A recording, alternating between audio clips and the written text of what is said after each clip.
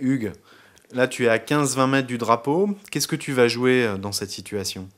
Alors, dans cette situation, on va jouer le coup le plus adapté, d'accord? Donc ça va partir d'une analyse de la situation. Ici, comme tu le dis, on a beaucoup de green, hein, donc on a 15 mètres de green et un espace à voler d'environ 2-3 mètres, d'accord? Donc on va privilégier un coup roulé. On pourrait aussi faire voler la balle, la faire retomber assez loin et peu rouler, ou rouler autant que voler. Mais ici, le coup le plus simple à jouer dans cette situation, si je veux performer, bien entendu, au golf c'est quand même le but, c'est quand même de faire le moins de coups possible. Je vais donc choisir le coup le plus simple et par conséquent faire rouler le plus possible la balle.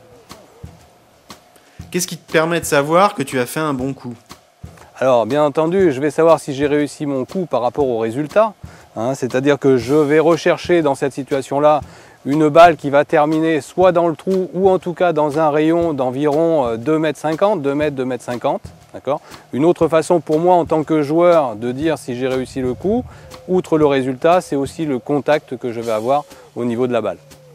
Quel est le club qu'on utilise pour faire un coup roulé? Donc pour faire ces coups roulés, bien entendu, on va utiliser plutôt un club fermé, style fer 7 jusqu'à fer 5. On pourrait utiliser aussi un petit rescue. Je dirais que le joueur débutant, je lui conseille de prendre le putter dans cette situation-là. La zone avant le green est très propre.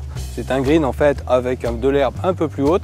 Et donc pour faire rouler encore plus facilement la balle et être sûr de performer, je peux très bien putter en dehors du green.